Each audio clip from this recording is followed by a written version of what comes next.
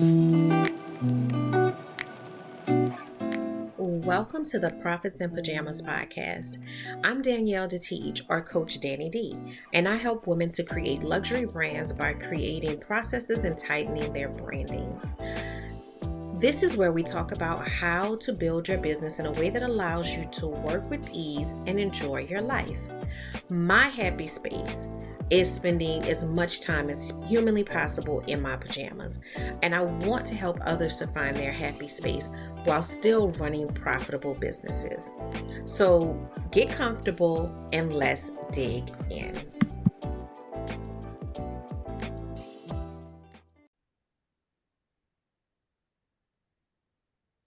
Hello and welcome to the Profits in Pajamas podcast. I am your host, Coach Danni D, and we have a very, very special episode for you guys this week. This is the week of the second anniversary of the podcast. So we have been doing this for 2 years, which is like insane to me. This I've said it before, it kind of started on a whim. Um, One of our guests, Dionne, was in the conversation that started this whole thing. It really started on a whim, and it has been one of the, best decisions that I've made in a very long time. So I'm excited for 2 years. I'm excited for just the coming year and what is to come. I'm excited to have these beautiful women here with me today because they brought so many gems and jewels to all of you this year. And I'm just blessed to have them in my life in, different roles and capacities. So I'm really excited for them to be here. I don't want to waste a moment of time. So I'm going to let each one of them introduce themselves, and then we're going to get into a great discussion. So I'm going to start just the way y'all appear on my screen. I'm going to start with Ashley. You're at the top of my screen, girl. Hey, Coach Danny. I'm so happy to be here. My Hey. name is Ashley, and I am the founder and CEO of Overwhelmed to Organize Virtual Assistants, where we coach entrepreneurs on how to prepare their businesses for a VA. And we also provide virtual assistant services. So glad that you have me here today. I'm excited. I am so excited to have you. All right, Miss Monica Pierre. Oh, I'm next. Yes, yes. Thank you so much. I'm Monica Pierre, and I am a three-time Suncoast Emmy Award winner for my work Yes. in media. I'm also co-founder of the Storymaker Academy, and it's a 6-month program where we not only work on your unique story and in your messaging, but we talk about and show you how to become the guardian and the gatekeeper of your own narrative. So I am just passionate about stories and helping people bring that to the forefront, knowing that if we don't control our narrative, we're not going to like the results of other people controlling or denying our stories. I love it. Absolutely love it. All right, Stephanie number one.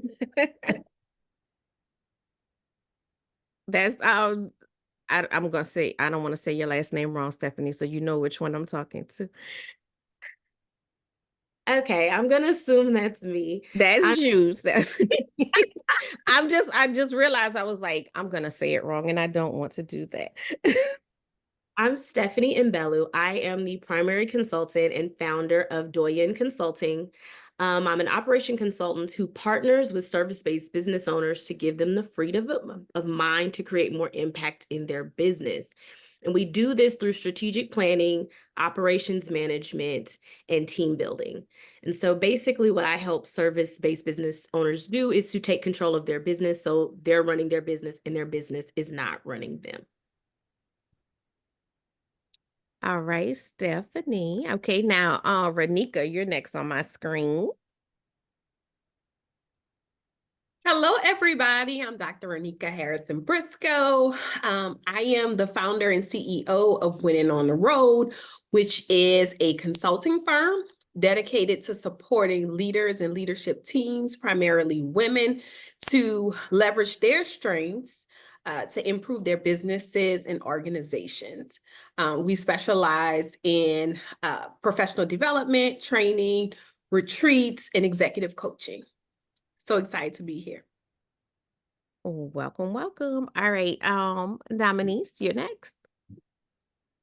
Hi, everyone. I'm Dominiece Clifton. I'm the founder of Move and Still. And Move and Still offers trauma-informed wellness solutions to organizations to reduce the impacts of stress, burnout, and secondary trauma in order to promote their well-being.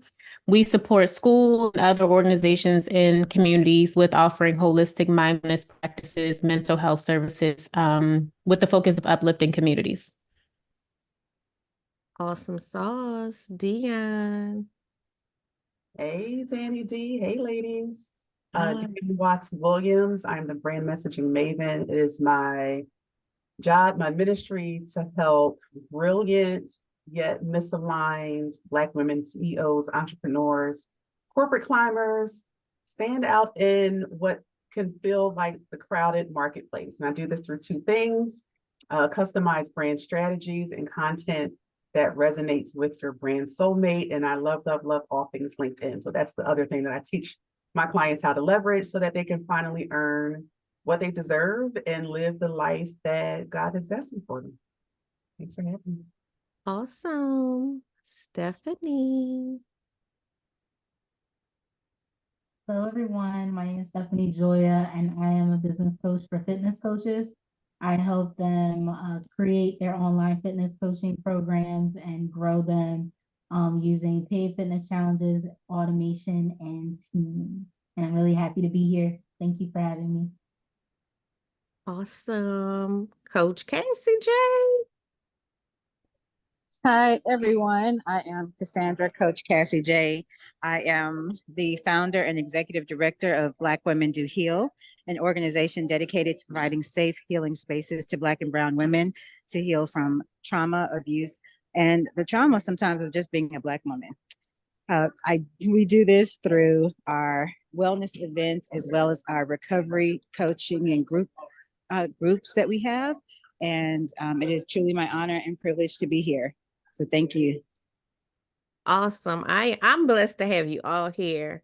And I just, everybody in the audience, if you haven't heard their particular episodes, go back and listen to them. But also go and follow them.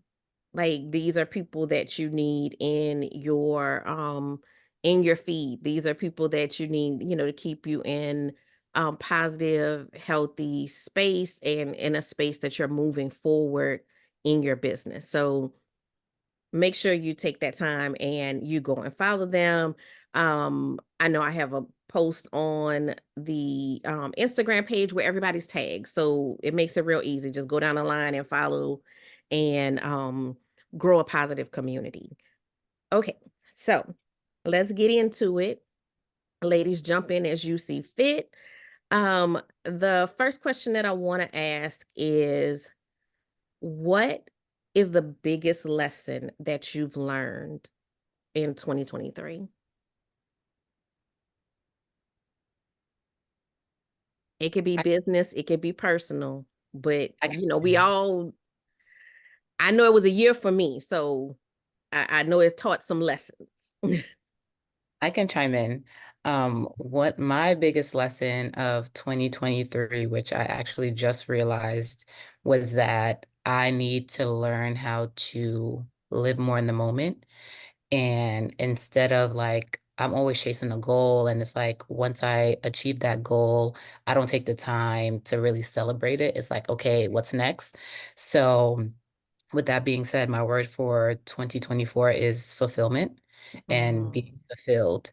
So that way I can just learn how to be fulfilled in the moment and really soak in all of my accomplishments and give myself the flowers that, I deserve humbly. I love that. I think that's such a beautiful lesson to learn, because I think that we all have experienced that, where we just flying through And we don't even realize sometimes, like, the moments that, we've slid past. Like, I'm like, wait, hold up. No, you did this thing and this thing was great. Like, sit in Mhm. and enjoy it. Well, I'll go next because I realized, especially the fall, toward the end of the year, that I really had made an art form out of not sitting, soaking up, enjoying, letting people heap praise on me, that I was always running to the next thing. So I'm learning. It's been an incredible last quarter, 2023, with a lot of recognition. And it was not comfortable. It was not always easy for me to sit in there. And then one day I said, huh, this is pretty good, and it inspires others, it inspires you. It absolutely is an honor for me to do these things and to remember my ancestors, the people in my life, generations before. So the word that came to me late in December of last year, which was just a few days ago, was anointed. That I'm given work that I am anointed to do. And because I'm anointed to do, no time to play around and play small. And that was a big one for me. I love that. I love that. So on a similar note, so my word for this year is faithful. And my reason behind my word is I can't continue to play in God's face because he gave me an anointing and I have to walk in it in the way that he gave it to me, not the way that feels comfortable for me.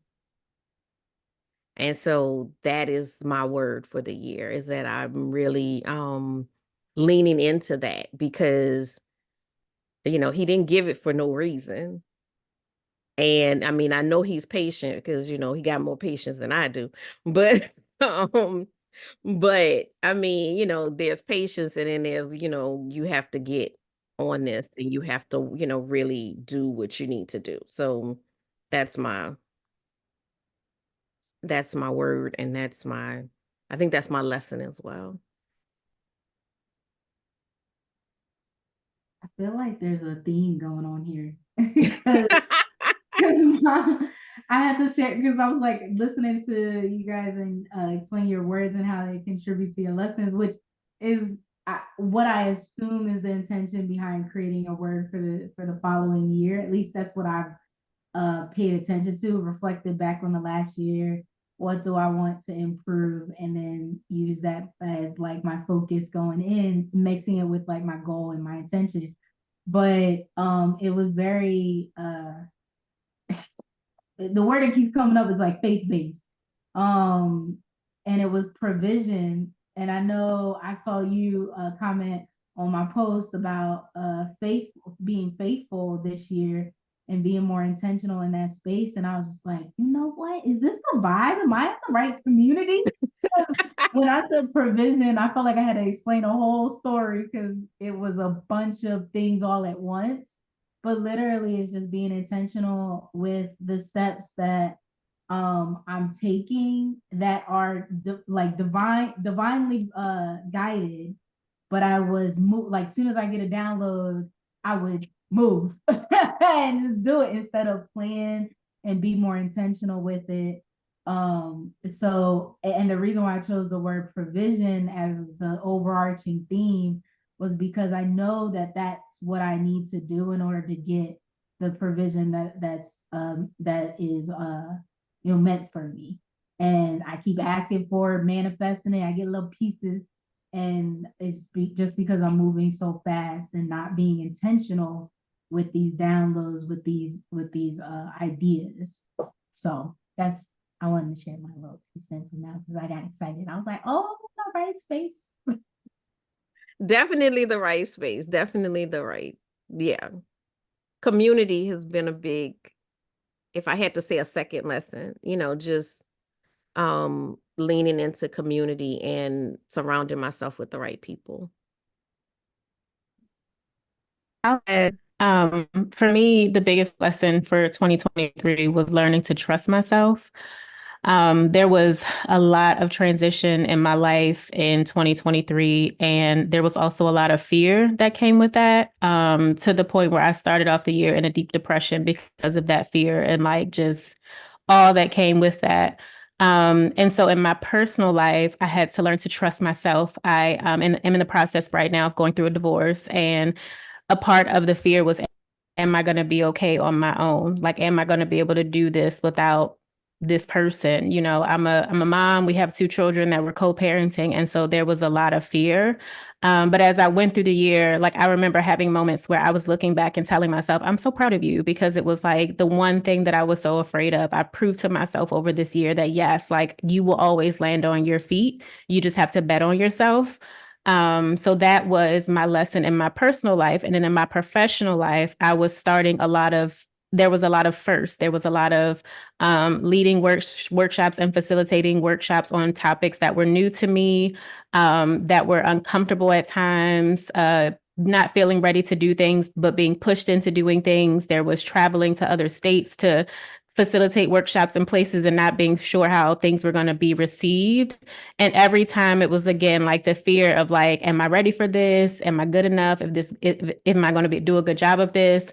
And then I got like rave reviews at the end of every workshop, and the evaluations just talked about how much they, appreciated the information and my authenticity. And so for me, it was like, you don't have to second guess yourself so much. You can trust yourself. And so I'm taking that into 24. And my word for 24 is intention, adding on to what other folks were saying, because I want to move this year more strategically, thinking about my decisions, someone else said, before just like acting impulsively. So yeah, I'm adding to that. I love that. Thank you for sharing that. That is I think a lot of us struggle with trust. Like I think that kind of aligns with the faith. It's like, trusting that I got this, and then trusting the unknown, because, we all have that comfortable stuff. But, when you have to step out and enter the unknown, it's like, okay, like, can I get a roadmap or something? No, I just gotta keep going. Okay. All right. I'm gonna go. I'm gonna go. So for me, it sounds like all of y'all are in my brain. But I think this year has been a lot for me, which it sounds like it's been a lot for everybody. And I just want to be more joyful, more intentional in the things that I select to do, the things that I spend my time on, saying no when I should be saying no, when things don't line up, forcing things that shouldn't be forced, doing things that I just don't enjoy doing, won't happen in 2024. My word is execute. 2023, I did a lot of dreaming, have had a lot of thoughts, had a lot of ideas, and it's now time to execute. I feel like this is the no limit time, and really moving forward and thinking big. Like, I think a lot of times, somebody said playing small earlier. I think playing small gets us shoved in a corner. And when you have a different mindset, a no limit mindset, a mindset around like, let's go big or go home, it opens you up to more possibilities, especially if you are really thoughtful and intentional about what you're saying yes to. Yeah, I totally agree, Renika. Like, you like, it's freeing. It's scary at first, but it's freeing once you start just saying no to stuff, because it's like, no, that's nothing to do with what I want to be doing. And it becomes freeing, and then you start to settle into your happy space. Like, it's I think it makes it a little bit easier, especially when you're doing bold things, when you feel like everything else is in alignment. Like, the scariness is just that it's new, not is this right or wrong. You know what I'm saying? Like, I'm in the right space. I just have to, put my confidence on and keep going. Yeah. I want to piggyback on what Renika said about not like choosing not to pick up everything that's been put in front of you. My word for 2023 was posture. I took a page out of Danni D's book a couple of years ago, and I was like, why am I grinding? Why am I chasing? Like, I have put in the time, I put in the work, and this is not how God wants me to operate. I don't have to chase every opportunity. Like, I literally took my hands off of stuff last year. And that's honestly that's when stuff just started to literally just fall in my lap. So now that I've okay, like you said, it was a trust thing. It was kind of like you're always peeking in the pot. Like I remember my mom cooking, and I used to come in and is it done yet? Is it done yet? And it's like, no. He's like, I got you. I'm cooking something up over here. So I got really comfortable with just understanding that I'm not meant for everybody, knowing my assignment and being okay with not saying yes just because it's there. So my work for 2024 is anchored. So I really want to I want to maintain that consistency. And especially when you're seeing, friends, family, colleagues, what's trending. I'm like, no, this is my race, my pace. I always say that. That's one of my favorite sayings, but literally, I don't have to touch a thing until he tells me to touch it or until he tells me to move. So that's my word for this year, is to just stay the course and continue to let him, do all the things on my behalf. I love that, Dionne. Anchored. That's strong. That's very, very strong. It's hard though. It's hard. Oh yeah, it's definitely definitely hard. And because everything not for you. Everything is not for you. And sometimes we wonder why we're not progressing, and it's because we keep getting distracted. Exactly. And the shiny object, and like you said, the trends, trends have their place. But if you catch on to every trend that comes through, I mean, there's people that have been in business for hundreds of years and they never touched a trend. They just consistent in what they're doing in business. Now you don't want to be the blockbuster and miss the boat. You know what I'm saying? You don't want to miss the boat, but at the same time, that still doesn't mean that you have to, be so fickle that you get distracted that easily, Right. And yeah, that's a challenge. It's a challenge. Sometimes you gotta turn some stuff off, and it's been a beautiful thing to just be more in tune and to lead more, I guess, intuitively into like what's for me. Like I have all these things. I'm a little old lady inside. My grandmother used to call it eat the fish and spit out the bone. Like you take what you need, but not all that passes across your path is your assignment. And so I'm like, oh, is that what this is now? Is that why I was so tired for all those years? Because I was trying to do all the things. So yeah, that's a really good feeling. I love it. Yeah. All right. Anybody else before I move on? Go ahead, Cassie. So as one of my tribe members would say, y'all are on my street at my porch. Because in 2023, I'm very, very grateful. That was the time I think I started to get real clear. Not that I had not been clear on vision as much, but I was trying to do all the things, and when you're doing a lot, in these solopreneur streets, you have a lot that you have to do, right? And while I'm grateful for the learning opportunity, I'm grateful to understand how these things work because I had to learn how to do them to make things function. I literally started saying it, and folks laugh when I say it, but no, I'm not a content creator. I coach people. Like this is what I do. Oh yeah, I'm not a photographer. I coach people. I don't do this. I coach people. Yeah, the numbers, that's not for me. I coach people, and they laugh, but it's like, I'm so serious. And the reminder is to myself, this is what I do. This is what I'm called to do. And the capacity that I'm called to do it, right? And that reminder that I don't have to chase the trends, chasing the social media, chasing the algorithm. The algorithm says do this and we jump. We're not. Nope. I don't want to play. I'm not doing it anymore.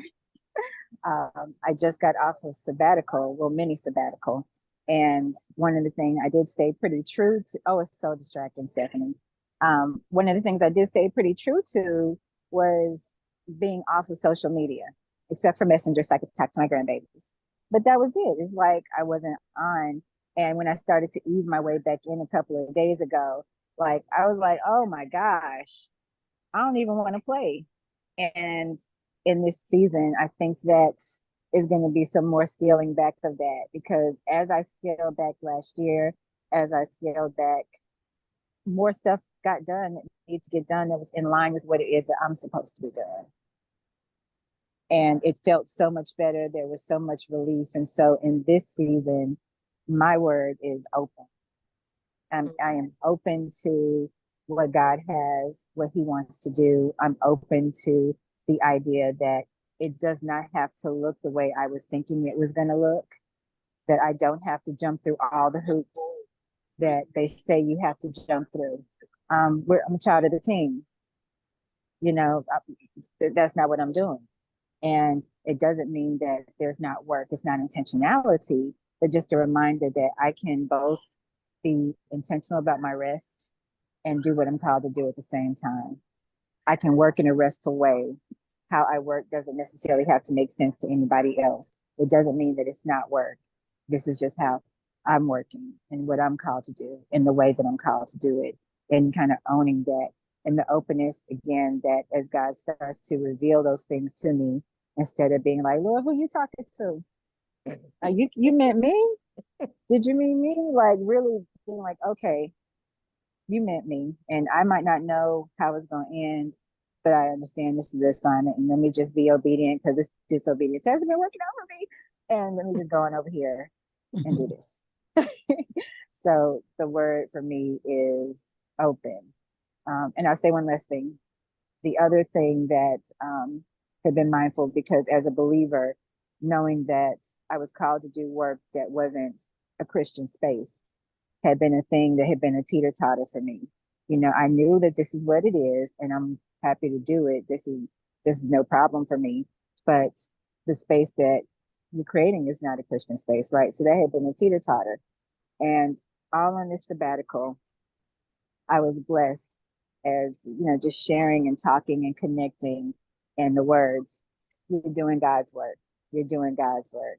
You're doing God's work. And that openness to the reminder that just because it's not in a sanctuary, just because it's not at the church, just because it's not in this space, does not mean that it's not God's work.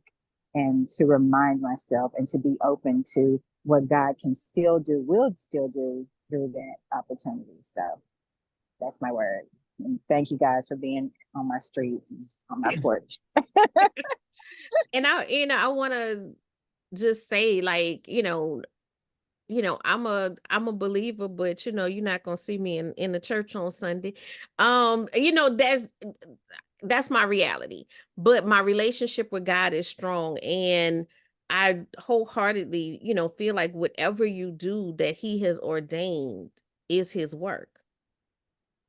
And it's not gonna always be at the church house. And sometimes it's gonna be at the place that's the furthest from the church house. But it's what people, it's what people need. And my grandmother would say, the tree by the fruit it bears.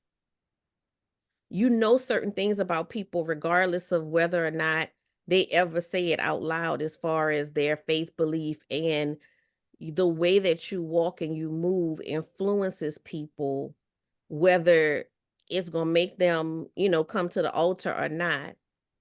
it influences people and it shows them that there's still love and compassion in the world. So always know that when you are listening to what you're called to do, you are doing God's work.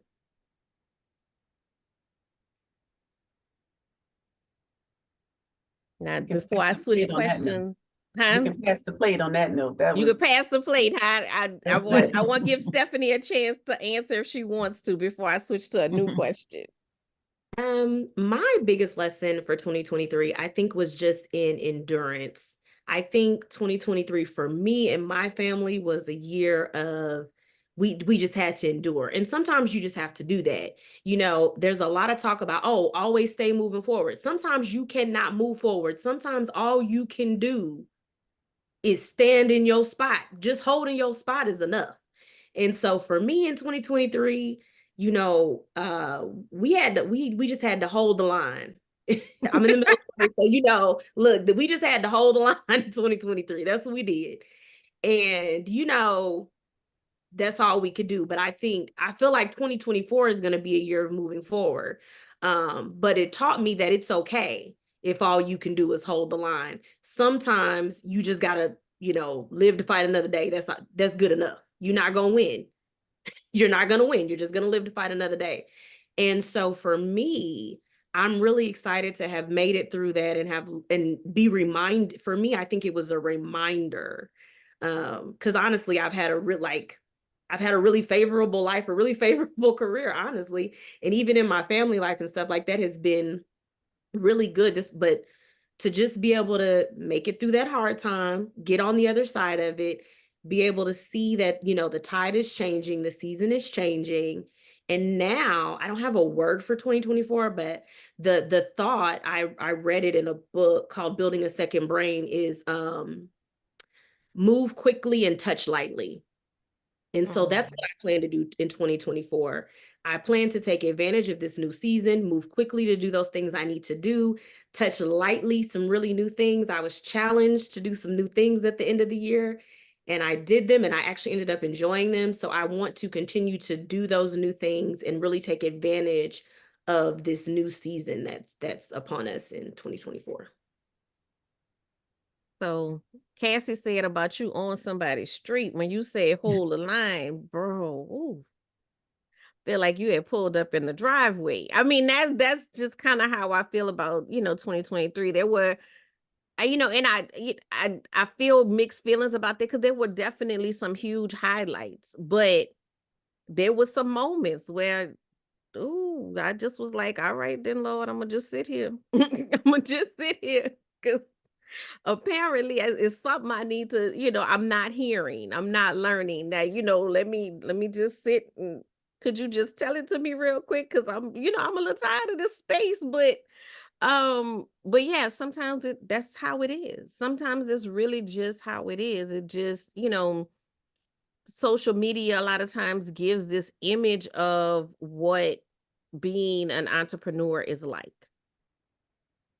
And even, and I think sometimes people think that it's dishonest. It's not dishonest. It's just nobody about to sit there and say, well, today I cried all day long. Because today was not daying right. Like nobody is going, like nobody wants to celebrate that. Nobody wants to, add that to their highlight reel, but it is real. And it is real at all levels as well, because sometimes when I'm working with people, I think people have this idea that you get to a point and stuff stops being real. Like, you like cross this threshold of success and, emotions stop being emotions, life stop being life, situations stop being situations. And as far as I can tell, and that is not true. I mean, I haven't talked to Oprah yet. That's the last person I need to check with. But as far as I can tell, that's not true. Like there's still always going to be those times, those seasons, those situations, and it's just knowing that your purpose is greater than that moment and continuing to push forward. So I'm gonna kind of segue into Brand, Go My ahead. grandmother used to say, for every new level, there's a new devil. That's it. And that's it. That's the reality. That's the reality. Because to me, it's all a journey of self-work. Excuse me. And you're learning yourself at each level and each turn. And you've never been there before. And so you're going to learn something new about yourself because you're exposed to something that you've never experienced before. And that's just normal. That's just a part of the process. All right. So I think this is the next best question, right? What does your support system look like? And how did you go about building and maintaining it?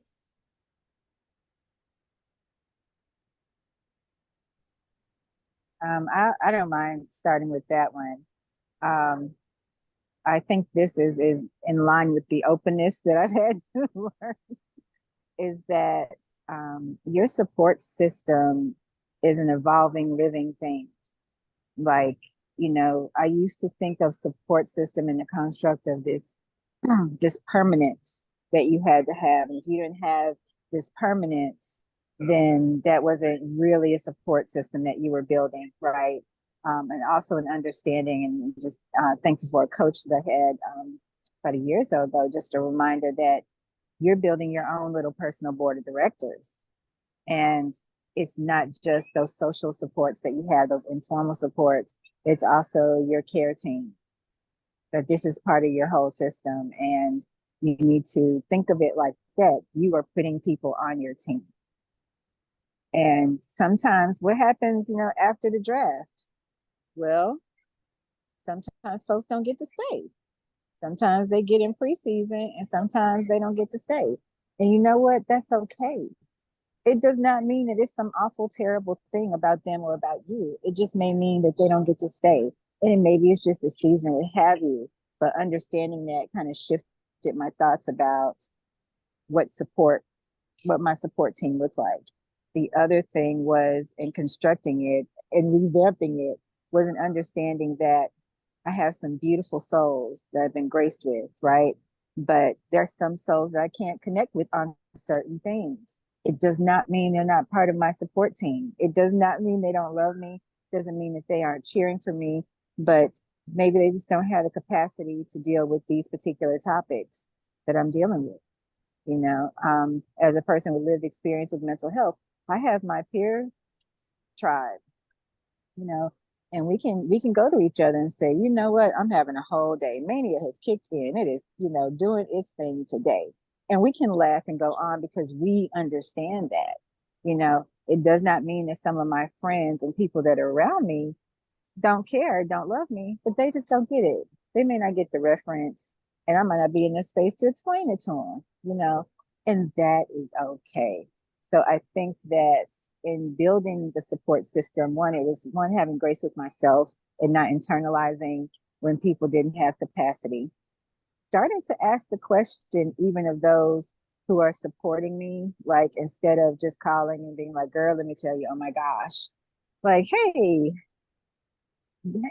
I'm going through something, I need to chat. Do you have capacity to have the conversation? Are you in a space to be able to talk? And so in that support, understanding that I'm being as supportive to them, I'm making sure to take care and love them well, because a lot of times we think that we're supporting people and we just loving on them the way we would want to be loved on. And you can call me and just start talking, and I'm not going to hold it against you, because that's just how I am. I'm very direct. But everybody's not that. They'd be like, dang, you ain't said nothing. And there's nothing wrong with that.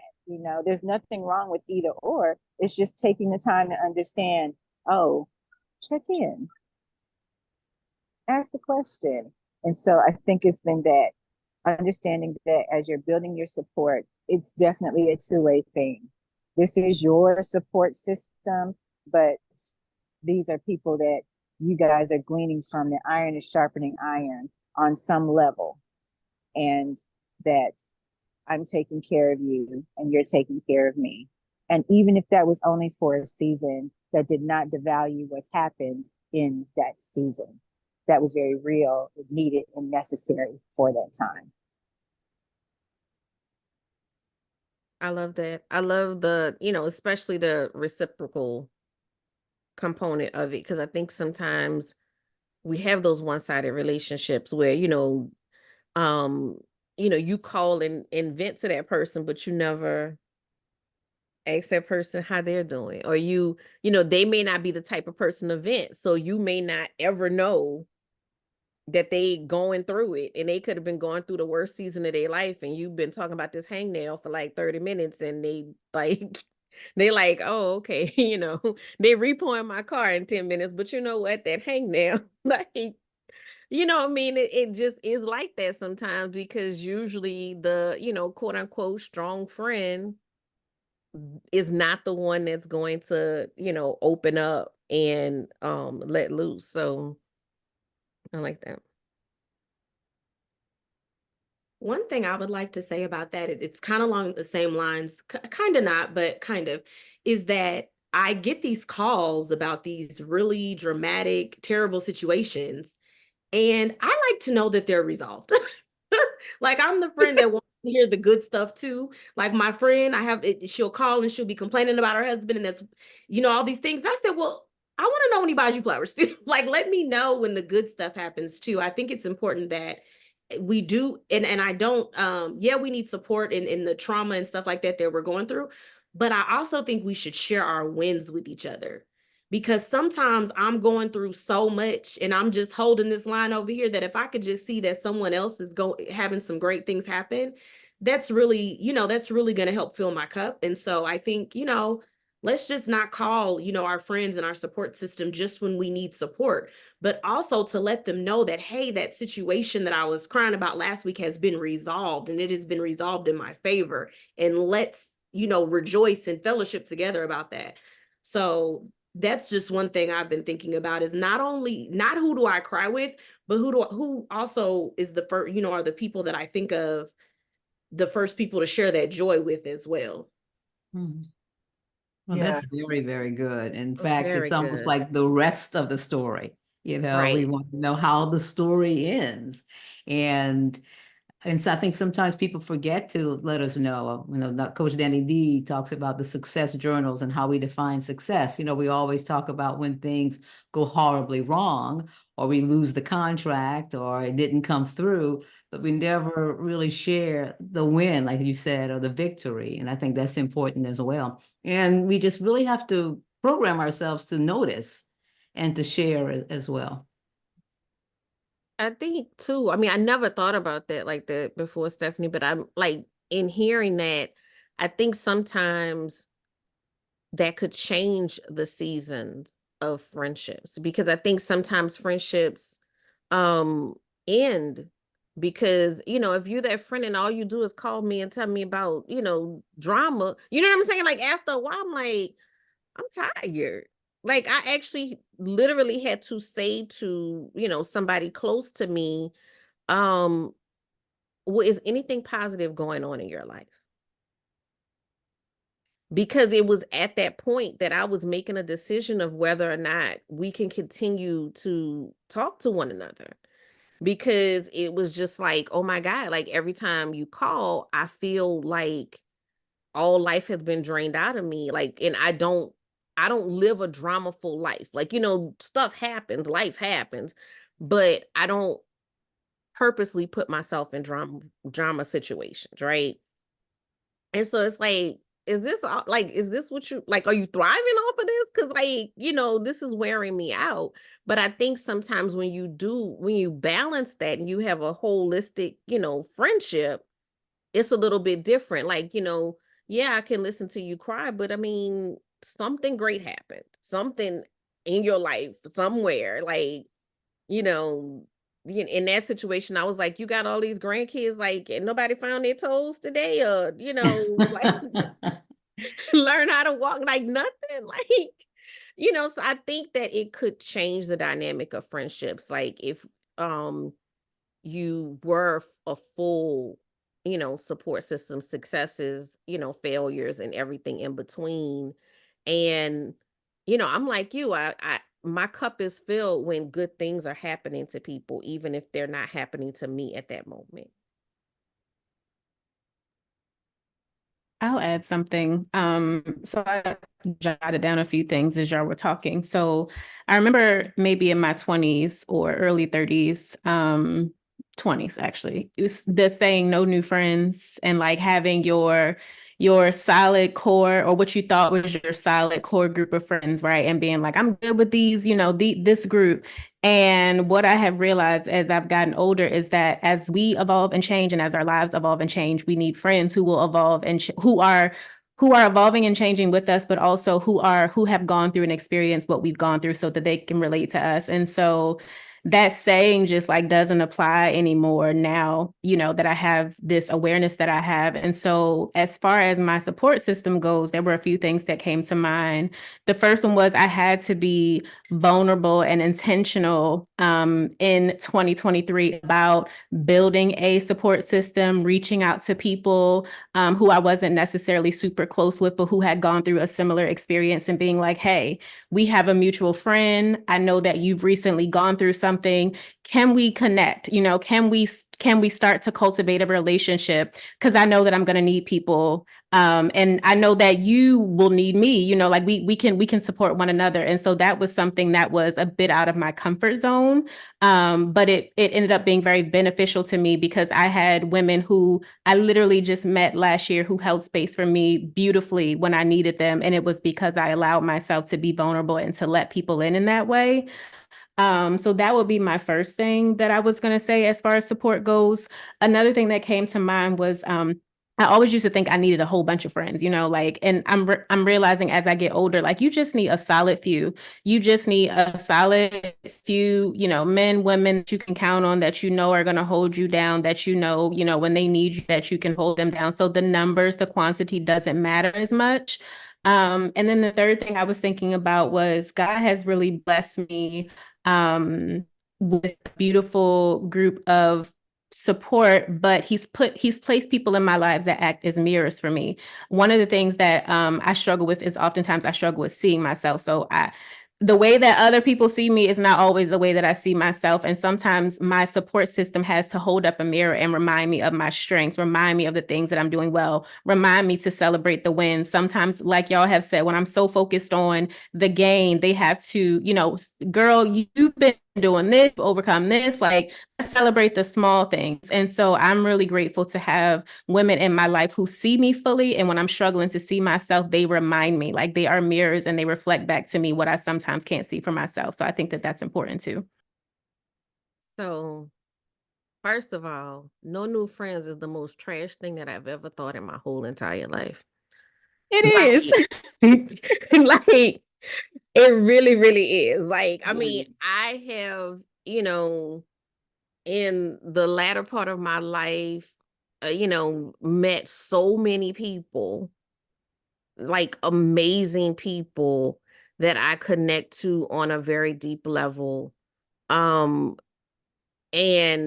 yeah, that's just trash. Like, I mean, and I had all the jerseys and everything. I was team no new friends. Like, I was just like, no, I don't really rock with people like that. I got trust issues and, all of this different stuff. And I'm glad I got over that. I'm glad that I changed that view.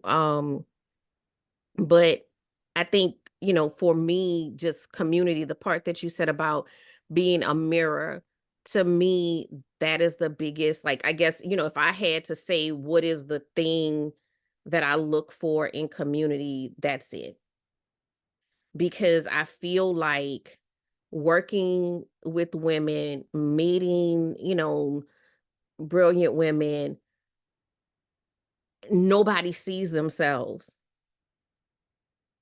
And I really want to kind of like sit here on that part for a minute, because it's like nobody sees themselves, but everybody else sees you, if that makes sense. And so, I could sit here with every single one of you on this call, all of the, all of, the women I know in my life, And I'm like, how do you not see how dope you are? Like, how do you not see it? Like, and I almost sometimes want to shake people because I'm like, but you can't see. Like, you really can't see it. You can't. Like, and I know it's true for myself as well. I'm not, like saying it like that, but it's just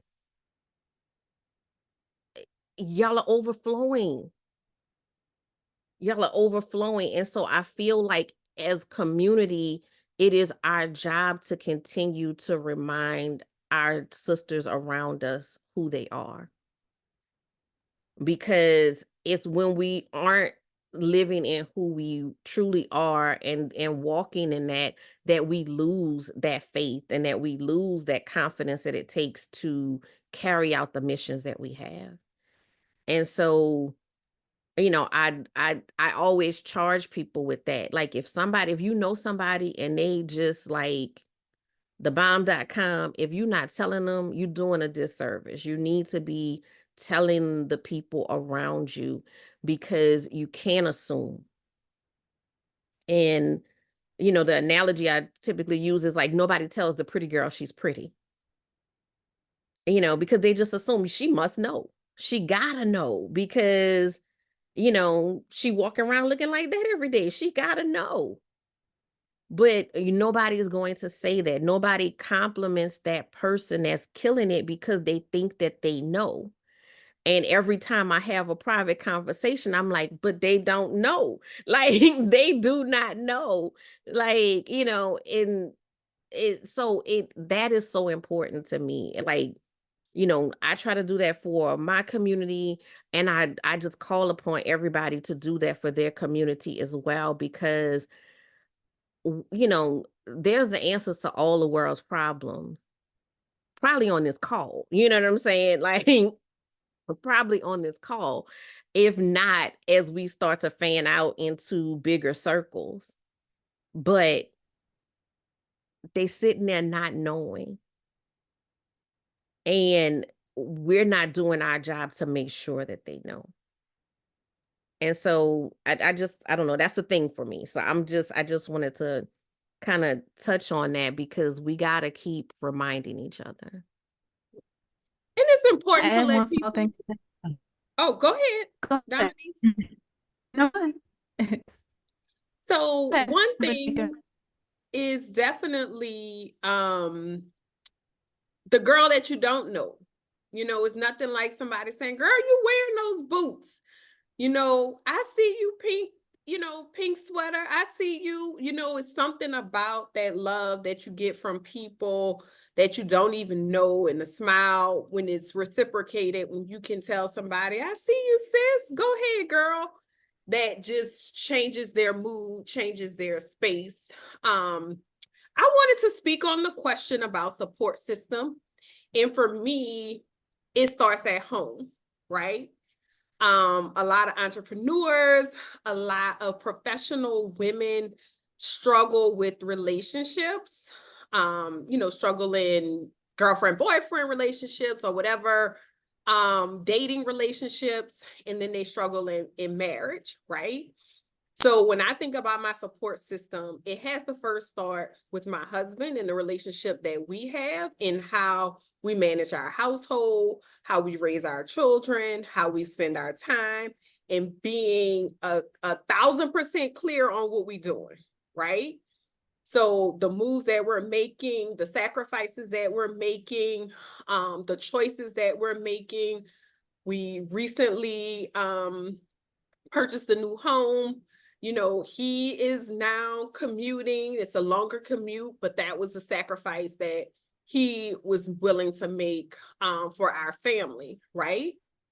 So when you think about the life that you live, the life that you want, the goals that you have, your support system has to first start at home.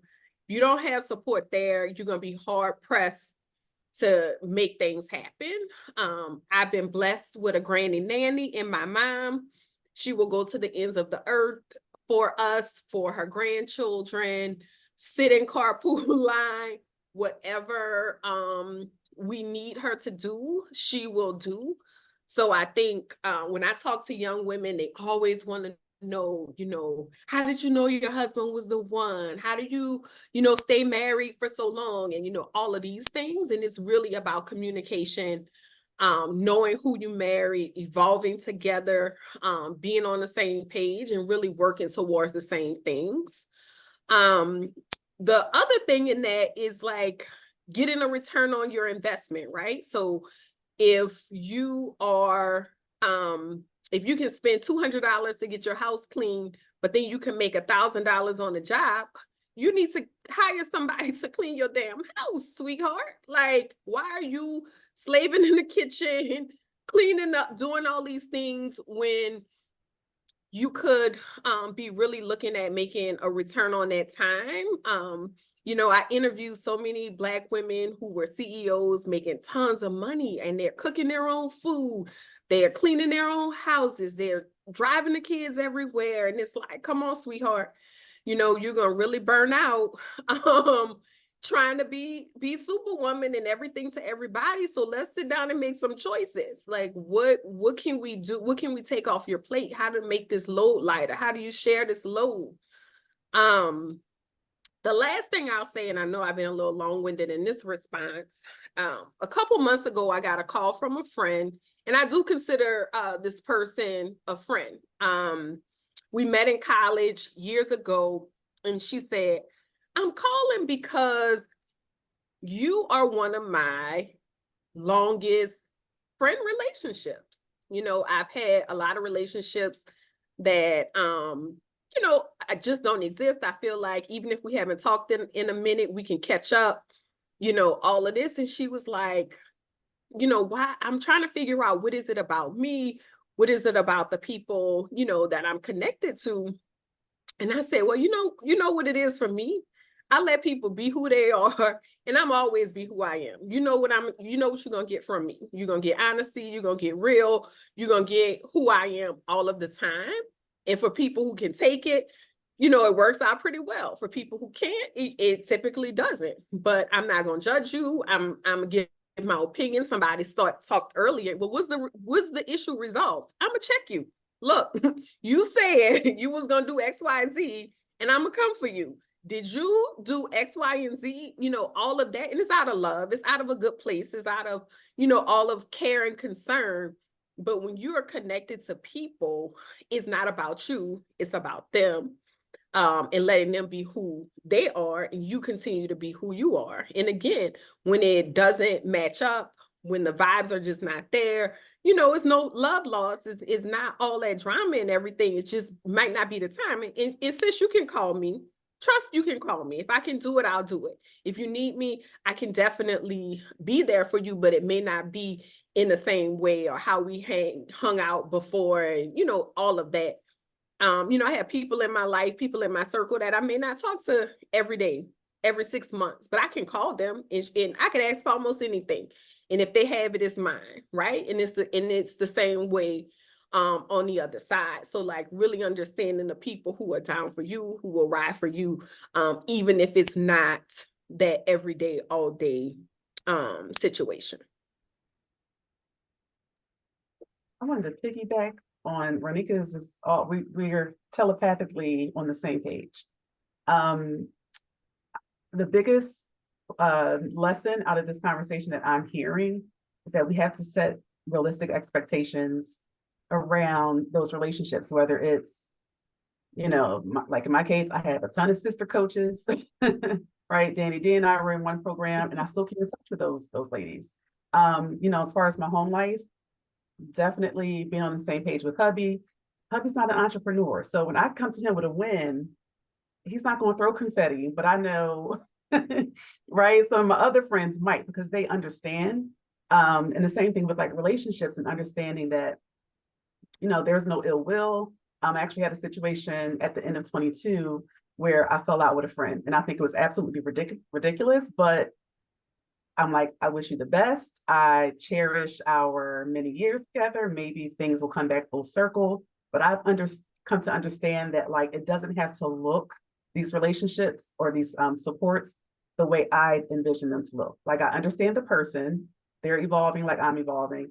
And yes, for God bless you with having, you know, a parent that's so involved with the kids, but like we don't have that. My mother-in-law's 88. My parents are deceased, but we have a nanny on call. We've got meal prep. We've got a laundry service. We've got a cleaning service. And so we understand like I my kids called me superwoman or super mom a couple of months ago. And I was like, no, I'm not. Like mommy is human. I have the same number of hours every day. And here's what I need from you, even if you're a little kid, right? Like if you're 10 years old, you know how to clean that kitchen, you know how to fold these clothes. Like there are things that they understand that they can do to help me help the family. And there was something else I was going to say, but I lost my train of thought. But yeah, definitely delegating. Oh, the beauty of it is that you do get to choose. So if I decide, you know, last week I was in my cooking bag and I said, you know what? I'm off the grid from business last week. So it was all about family. It was all about being Susie homemaker. And then tonight we had Panera for dinner and I was okay with it. So it's being able to choose in that moment and really setting up my life, my relationships, my business systems, all those things in a way that allows me to live life the way I choose to in that moment. So No, I I do. want to kind of just jump on that. I think a lot of times we create situations that we put ourselves as prisoner to.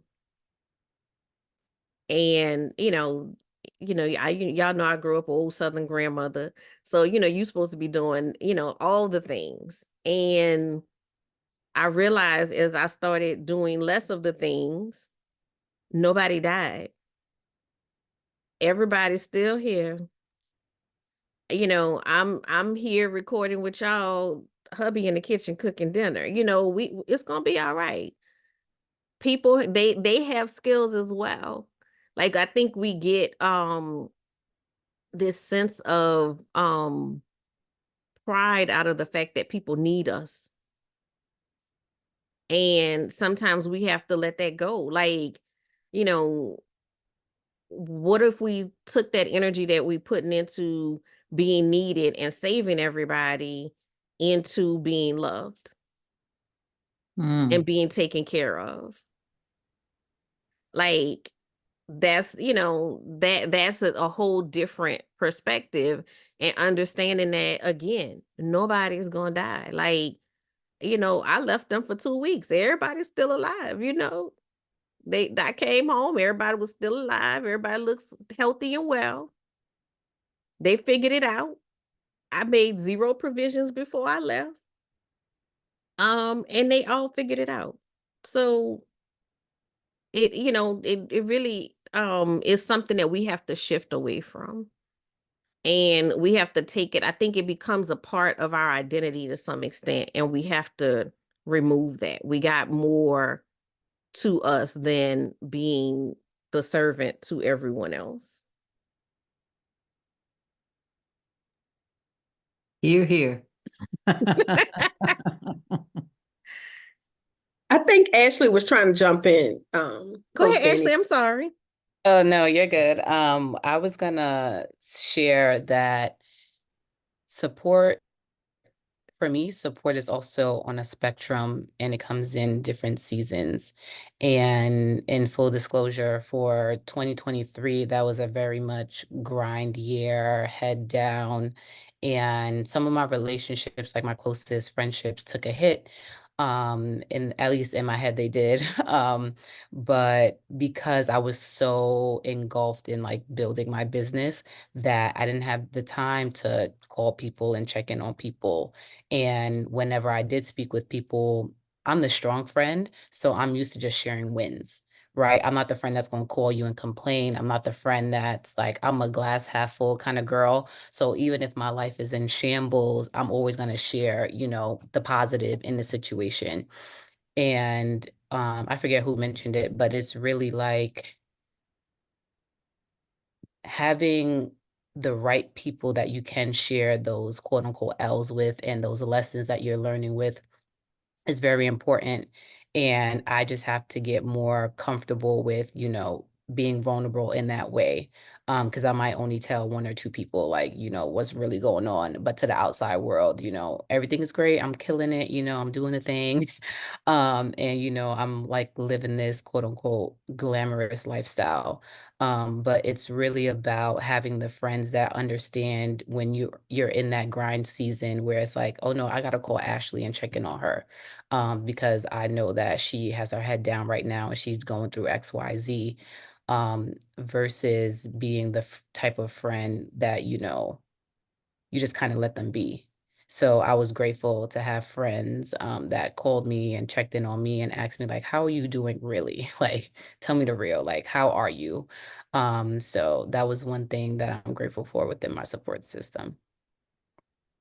Oh, sis, I need to piggyback on that one because honestly, I was like, I relate to everybody. I've been sitting back listening, and everybody's shares have been even powerful reminders for myself. I love the one where it's like, make sure you're balancing the wins with the losses and finishing the story. Because I've gotten, for the first time, I feel like ever, an opportunity where the people that understand what I'm doing day to day, like they know the grind life that you were speaking of, Ashley. They see my wins because I have no problem sharing the wins, like you said, Danny, about like sharing the wins on social media. But I try to be more intentional about the realness of growing a business, like the downsides, the when life is lifing, but you don't. It's not it is a highlight reel, I would say, the like hard moments, but I attribute the fact that I am still in thrive mode, like that I am still stepping into this thriving seat. I'm still moving forward to the friends that I had that received my downs when because I honestly went to them on a knee-jerk reaction. A lot of things that happened throughout the year were so devastating or so tough that I had to tell somebody. I didn't even feel safe in my coaching, the coaches that I paid for, that I was in that community. I didn't even feel safe saying it because as a business coach, like you're not supposed to, XYZ, my own mind trash. But I didn't feel safe saying everything in those spaces. And I wanted to just like get it off my chest sometimes. Um, and without the friends, and I distinctively have two in my head, and they know exactly who they are. I'll make sure they listen to this. Shout out to y'all because without y'all, like I don't know where my mind would be to have those reliefs of just like here's it all. And with them, I do know they see my wins, they hear my wins. I made sure to let them know when things were great. But when having people that knew what I was going through, and literally I talk to them every day now. We weren't that close before these conversations. So now I don't even know what to call it. I call it, some people call them squads and community members, business besties or whatever. Like it doesn't feel like what they did for my world over the past year doesn't have a name. There's no descriptor like that would diminish the value that they provided. But having them is so powerful. I wish I could give everybody a blueprint on what to do, but the only thing that I could say that I did was pay attention to the people that you do want in that circle, like, identify who they are, and then open up, be vulnerable, talk about the bad stuff that's happening, the negative things that you might not feel comfortable in certain spaces, and create that space for yourself. Because when you're growing a business and life is lifing, like the business, you don't want to shut down the business, especially if you're full time like I was last year. You can't really shut down the business. You still got to move forward, and life is just going to life regardless. It's going to do it again. I'm sure 2024, I have, high hopes for what it's going to do, but stuff's going to happen again. I'm confident. But now I know I have this strong community, strong bond with these women, and they're giving me right back what I gave them. So it's like I know it's there because it's being reciprocated. When they're going through stuff, they're coming to me, and it's a blessing. That's all. Share. Got me all excited, actually. So I want to just add to that.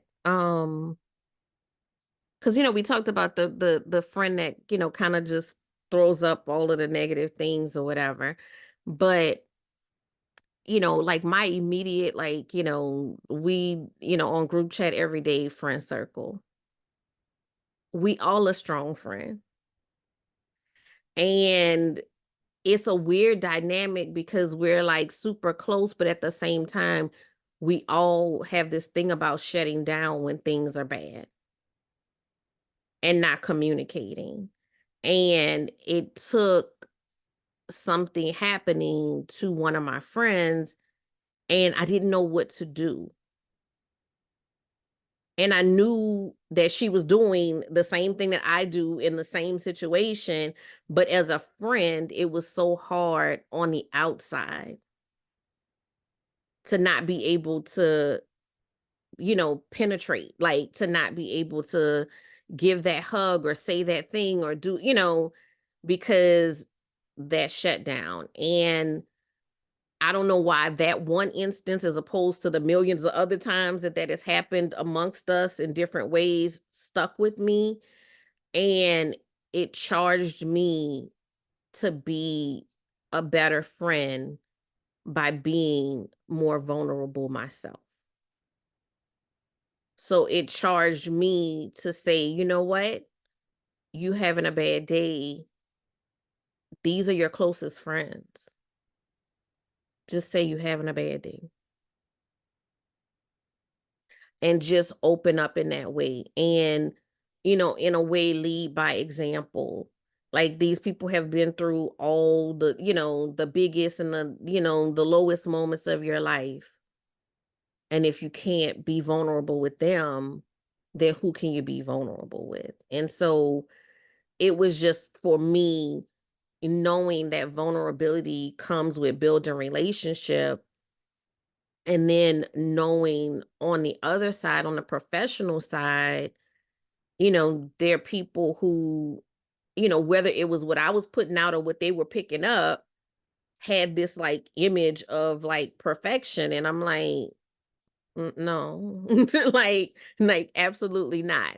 So you want me to run down the greatest hits of like, things that have gone wrong? Like, let's go. And I actually had somebody I was working with say like, I had you on this pedestal. And she said, I mean, I put you there. I don't think you put you there. But that made me realize that when people don't really know you and they're only seeing the one side of you, they don't get to see that, you know what, I'm just a human person. And honestly, that's kind of what this podcast has been, is my, my space to just be. No pretense, no anything else, just be open, honest. And, when each of you have been on and have conversation, like, I promise, every time I interview somebody, something come out that they wasn't like, if they was sitting there thinking about how this interview was going to go, it wasn't on the agenda of things for them to say, but it's that vulnerability, it's sharing that vulnerability that I think connects with people and makes people realize that these women are doing amazing things, but they are still real people. And I think that, it's actually inspiring, because then people realize, okay, well, they're just like me. And if they can do amazing things, I can do amazing things too. So, I do try to allow myself to be more vulnerable in all aspects of my life.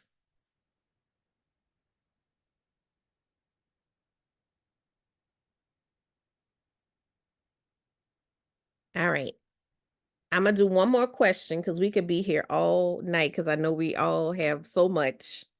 So let me try to pick the best one. All right. I feel like this one about to go deep. Okay. So And I think we talked about it a little bit, but I do want to hit it a little bit more. How do you handle feeling stuck or um imposter syndrome? Oh, I see some looks. All right. Well, don't rush in. I'll rush in sort of because I'm like, I feel like I need to sit with this a little bit longer. But like everybody, I like, look, I just looked across the screen. I was like, I got some looks. Okay, okay. but as soon as you said it, I was reminded of something that I wrote this morning. So I was like, I would have just keep it simple and go with the revelation that I had this morning is like, I'm gonna just put it how it came up because it's very strong. When I'm talking about self, it's very strong. It's like, how dare you question your value when it was given to you through divine alignment? Like God gave me this purpose. I matched it with a passion, right? I put my own judge on it, but he gave me these skills. Like the reason I even have the education that I have in order to coach my clients, if I outline it all, it does not make sense. The only reason why I was able to do all of this, to have this immense amount of value that I bring to the market, is because this is my purpose. So how dare you question your value? That's literally like I'm questioning God and his value, which is like, right? I would never like so why would you so this so what I was doing was like it still happens. It's still questioning my value. Like I still have those thoughts. Like don't get me wrong. It's not my I'm trying to create these knee-jerk reactions as reminders. Because when I was younger, there was an affirmation that I used to say before like I'm talking about young enough where you didn't know what affirmations, you never heard the word yet, like that young. But I used to say, so my real last name, you won't see it anywhere on social media, is Motime. And I used to say, I'm a Motime. Everything I touch turns to gold. And not until like nowadays where it's like you're being more intentional about the words that you're using, or I'm being more intentional with the words that I'm using, that I realized I used to say it all the time. Too bad I don't use that last name so much anymore, but I still have it in my head. It's still my knee-jerk reaction when I have certain thoughts. So what I started today, this morning, was that new knee-jerk reaction when I start to question my value, remind myself of where I got that value from. And that's hilarious to me because that is where the whole like stop playing in God's face thing came from. Is because he approved me. He certified me. He did all these things. And how can I get caught up in anybody saying that I am not what he says that I am, including myself? Because he said it. And so that is the thing that I go back to when I'm having those moments, is that he said so. So I just, again, we all on the same block, on the same street. Go ahead, Ashley. I saw you unmute. Yeah, so imposter syndrome, we used to go together real bad. I would say up until last year, there was a lot of self-work I had to do, to the point where at the beginning of January in 2023, I started journaling daily. And there was like a podcast that I was listening to, and the host talked about having a win book. And so I started both of that. And I realized that me being able to really like get my thoughts out of my head and putting it down onto paper, physically writing out everything that I was thinking, and really being intentional with reframing my thoughts and my self-talk, because it used to be bad. And like Stephanie, I've been reciting affirmations maybe since 2021.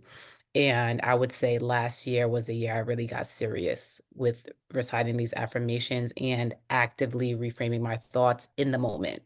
where it's like, oh, you're so like something I used to say, I used to be like, oh, you're so stupid. Even something like that, like you say it enough times, you begin to believe it. And I had to catch myself and say, actually, no. Um, and instead I rephrased it with good job, Ashley. It's in the sarcastic tone, but it's like I'm still saying something positive, right? I'm not saying, oh my God, Ashley, you're so stupid for dropping that on the floor, right? I'm like, oh, good job. So it took a lot of reframing those thoughts and writing down my wins and collecting the evidence that I am enough, I am worthy, I am walking in my purpose. And every time, like I got my client a win, every time I had a win in my personal life, I wrote it down, no matter how big, no matter how small, and collecting that evidence and looking at it and reading it really helped with, not being so harsh to myself. And that was one of the biggest transformations for me last year. So I'm gonna be remiss, and I know Monica is jumping at the bit that if I don't say, shameless plug for the Success Journal. She about to pull it out. She have it. She have it right there ready. It's in the other room. But Monica was actually the catalyst of me creating the Success Journal, because it's something that I talk about all the time with my clients, because we remember every failure. We remember every time. We still remember the time we tripped and fell in third grade and everybody laughed. We remember that, but we don't remember the success that we had this morning. As soon as it comes, it goes. And so that's the, whole thought behind the Success Journal, is to switch that mindset, to get us to focus on the fact that we have successes every day. We are constantly living in success, but we just, again, we talked about that earlier. We just gloss through it and we move to the next thing. And sometimes we really need to sit in it. We need to, think about not only what happened, but how did we feel when that happened, and really own the success that we're having. Because, you know, if you were to sit and write it all down and look at it, and then think about the fact that you're like, I didn't, I'm feeling unsuccessful, and you start looking at everything that you've done. Like I always do a year-end recap, and I do it for personal, and then I also usually do it for like the balloon business. When I start doing it, I'm like, I don't even remember doing it. Like I did that this year. Like it's something about that reflection and bringing yourself back to those moments, in the moments of self-doubt, because they're gonna come. That's just human nature. We're gonna have self-doubt, but um no, it's just that it's very important that we start really chronicling our success. So, um, of course, I'm gonna put the link to the Success Journal in the show notes. Vanna, Monica. Yeah, it's in the other room, but I do have I the don't have it. Yeah, mine is in success the office. jar that Coach Danny D got for me, where on a slip of paper, I put down a win in my success jar as well. So beautiful. Yeah, I just, for the longest, I never really thought that I had an issue with imposter syndrome. Not me. And then I realized, yeah, you do. And that it can come on me so quickly that it throws me for a loop. And I catch myself in the, but yeah, well, no," and those types of things. But also is because sometimes just to sit in God's goodness and sit in what God gave me, not to the detriment of anybody else, but what God gave me, and the way God uses my voice, and the way God uses my words, and the way God uses how I help people feel. Sometimes I would just cry all day. And it's those moments when I remember, yeah, that is what you're called to do. That is your anointing. That is your privilege. That is your price for being in this world. And those are the days that I definitely have to journal when I forget. and don't take a moment to be in awe of what God gave me. So get the journal. It's a beautiful journal. Oh goodness. No, but I do love that, Monica. Like, because it's when you are really like in your purpose, it is so powerful. It is so absolutely powerful. And sometimes that power can be overwhelming. Mm. And I think sometimes, you know, the imposter syndrome is not necessarily um I think it's the fear of the greatness, if that makes sense. You know, like the like, you know, I'm like, God, you're really calling me to do this, like this. Like you sure? Like, did you did you double check this assignment? But it's, you know, it's that power sometimes, the power of the purpose that can be intimidating. I'll jump in. Oh. I love this question, and all the responses so far have been really beautiful. So I have to write down my ideas so I don't forget them. So I wrote down that imposter syndrome comes when we are unable to see ourselves fully. Questioning, am I good enough or capable to do this, occurs because we have created this image in our heads of who we desire to be. There's this book called The Gap and the Gain that talks about how when we are highly ambitious people, we are usually unhappy or dealing with something like imposter syndrome because of how we measure our progress. And so when we all have this ideal version of ourselves, or this ideal version of our business, this ideal version of our lives, our marriage, parenting, all of these things, it's a constantly moving target that's always out of reach. And so when we are able to measure ourselves against that ideal, that's called the gap, right? So when you're constantly thinking that I need to be this version of myself, you're stuck in the gap. And so the book talks about when we begin to measure ourselves against the previous versions of ourselves, we're in the gain. And so imposter syndrome for me has been decreased. Like, it still shows up, but it has lessened because I look at who I was 3 years ago, 5 years ago, you know, a decade ago. And I'm like, I'm so different from that version of myself. I've evolved. I've grown so much. I receive when people tell me that they see the growth in me. And so instead of thinking about all that I have not accomplished and feeling like I still have such a long way to go, sometimes I just have to kind of, what Monica says, sit in what I've been able to do. And not necessarily even just like business success, sit in how I am able to regulate my emotions as a parent. I don't always get it right, but I'm doing better. Sit in how I have been able to trust myself more, sit in how I've been able to choose myself and say yes and walk away from something that didn't serve me. Like, when we look at those things, those gains, then it begins to lessen the imposter syndrome. I love that. I love that. Because I mean, I think we do have, I'm working on this talk right now, and I'm, you know, this idea of success, and the success is always or often measured by like industry standards, and or, you know, ideals, you know, if it's a personal success, but not necessarily by what is our path, or what is, you know, our, like, where we find fulfillment. And so I feel like, you know, you're never gonna reach success if it's not tailor-made for you.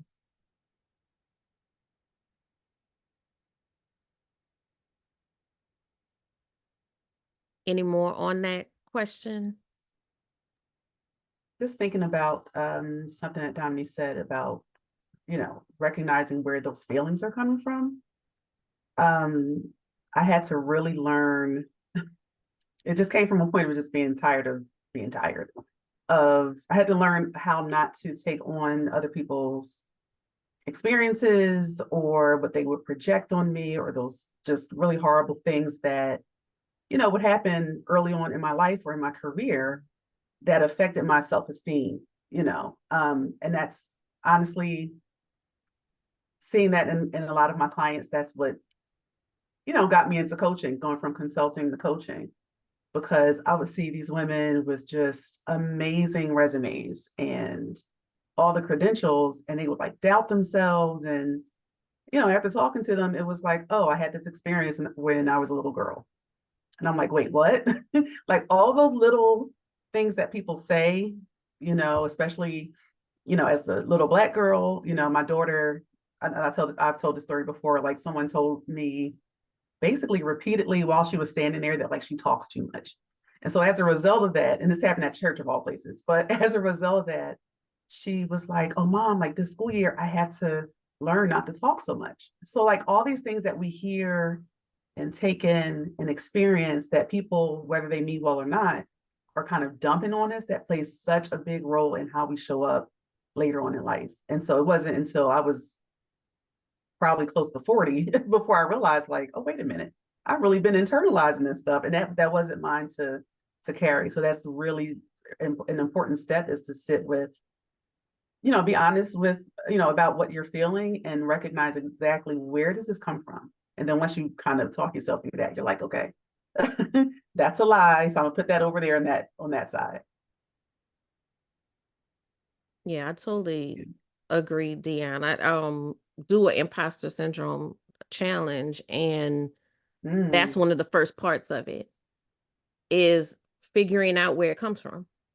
I love it.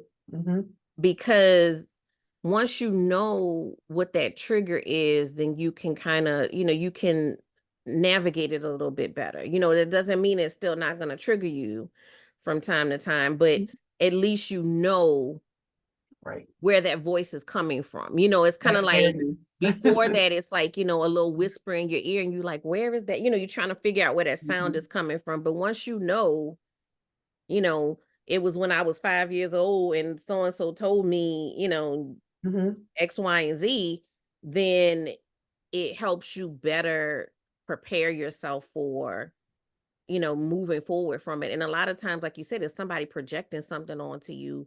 And when you can trace it back, you can realize, well, that was really that person's problem. Like Yeah, I've been carrying it wasn't me.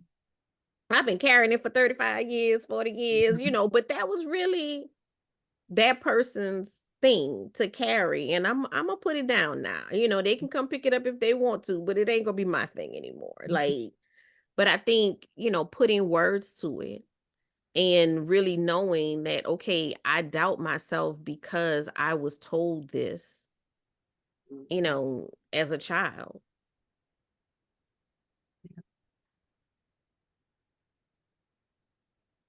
So anybody else?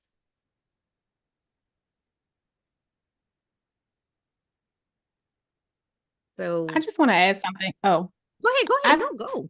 I feel like one thing that has to be addressed when it comes to imposter syndrome, just based off of what Dionne said, is for people of color, we also have to address and acknowledge that imposter syndrome also comes from living in a world where we are constantly told that we are not good enough, especially as Black women. Like we can have the resume that has all the receipts, all of the accomplishments, and then we show up in spaces where we are still questioned based on our hair, what we wear, how we sound, our intelligence is still questioned. And so when that happens to you, when you've had that type of trauma or experience those type of microaggressions or like blatant disrespect in your face, and you hear stories from other women who've experienced the same thing, it can easily become a process of questioning, am I good enough? Because we are made to feel like we are not good enough in spaces. Typically, we are showing up twice as good as the next person in the room with a resume twice as strong. But again, like the message for centuries has been that we are not. No, yeah. That's totally. Yeah, all I can say is amen on that one. I mean, I think that that's 100% true. That is the narrative.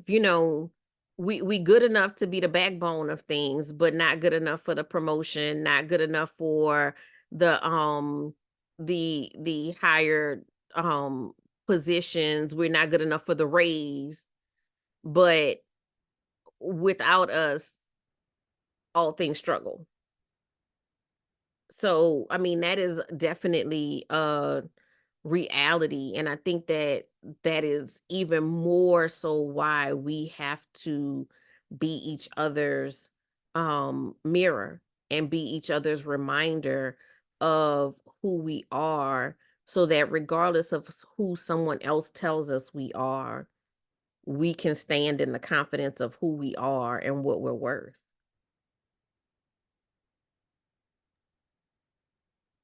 One thing I want to say about imposter syndrome, I wasn't going to say anything, honestly, because I feel like I wonder if you should speak on something where you're still really struggling with it. But I would say, for me, my start in overcoming that is just remembering that there are people out there who need my service. There are people out there whose back end of their business is a hot mess. They're missing time with their kids. They're missing time with their husband. They need to know how to do these things. So for me, whenever I think I'm not going to say something, or I'm not going to pitch this person, or I'm not going to speak up about what I do, I think to myself, this woman might really need me. And if I say that I love women and that I want to help women and I want to empower women, I can't do that if I keep my mouth closed when I see my sister struggling with something that is with something that is easy for me because it's my gift. So if I don't say anything, and so that's, for me, that's how I overcome, is just to be like, why am I even doing this if I'm not going to help the people that need it? So That's so powerful. And you just reminded me of this quote that I heard that has stuck with me. And it is, the longer you take to step into your purpose and serve the people that you're meant to serve, the longer good people will suffer. And as long as you hold on to that one, it will definitely help with overcoming imposter syndrome.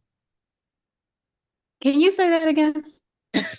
Let me I need make to write sure- it down so we can write it down. Let me make sure I don't butcher it. So it's, the longer you take to step into your purpose and serve the people that you're meant to serve, the longer good people will continue to suffer. Because like you said, there's someone out there that needs your services. There's someone out there that needs your support. There's someone out there like waiting for you to post that piece of content that you've been holding on to, because you have the knowledge that people are willing to pay for, and you have to put it out there. I absolutely love that. I might I don't have my notepad like the rest of them, but I'm gonna play that part back, okay? Because I love that, but that, I didn't know that quote, but I agree, both Stephanie and Ashley, like, that is a way that I overcome as well, because when I get in my feelings and I want to go sit and hide in the corner, the Lord always sends somebody either in need or somebody to thank me for something that reminds me that I need to keep going and I need to keep doing, because the work that I'm doing is helping other people to see themselves, to find their happiness, to find their joy. Like, so that's what I'm supposed to be doing.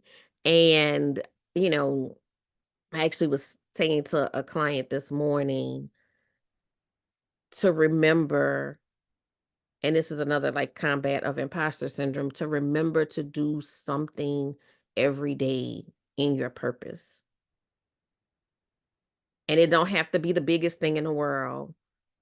It could be something, as small as sitting down and making a post. Whatever it is, do something every day to sit in your purpose. And this morning when I was sitting talking to the client, like it was just a courtesy call that I offered, right? But I probably needed that call more than she did, because, I've been off for a minute in the fog, trying to get back into the swing of things. And in that moment on that call, I was fully sitting in my purpose. And that reignited that that passion to keep going. So, you know, again, it don't have to be huge, but something that reminds you, that gives you that spark, because it's something about being in that purpose that is, transformative. So that's my commitment to myself for the year, is to make sure that I'm always staying in that purpose and walking tall in that purpose, and trying to avoid the, introvert in me wanting to shrink back. So I'm gonna wrap it up, y'all, because again, we could go, and I know I'm loving this conversation. I am going to give everybody a moment if you either want to do a final comment or if you want to share what's going on in your world.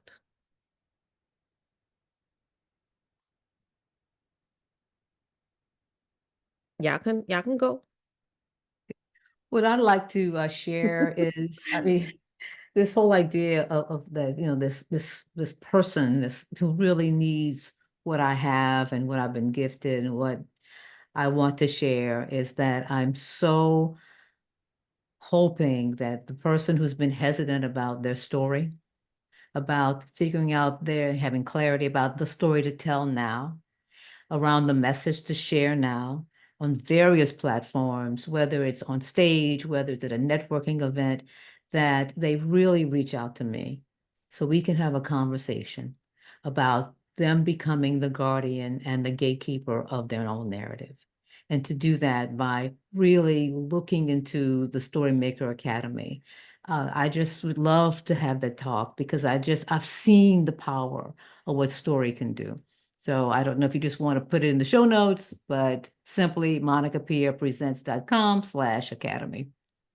And yes, ladies, share all of your links in the show so that I can put them in the show notes. Whatever you want me to present to the audience, I'll put into the show notes. I'm just gonna, piggyback on Monica real quick. As a graduate of the Storymaker Academy, it is a phenomenal program. She is masterful at pulling your story. And this is coming from an introvert who, probably the last place on earth that I want to be is on a stage, but now that is, the place that I absolutely enjoy being. So yeah, I can't say enough about the Storymaker Academy, and Monica and her gift. It is her gift and her anointing, because I've been in other speaker programs before, and she has a special way of nurturing you through the process and getting results. So just, Thank you for that. Thank you just for that. And you speaking, oh my goodness. I was like, oh, I have to, Ooh. I'm a groupie. I want to follow Danielle and hear her speak. And Oh my Ronika as goodness. well. Okay. I'll go next. I am also a graduate of the Storymakers Academy, which has been just a phenomenal time. We even graduated in doing part B of the program. Do it for you, do it for your business, do it, invest the time in yourself.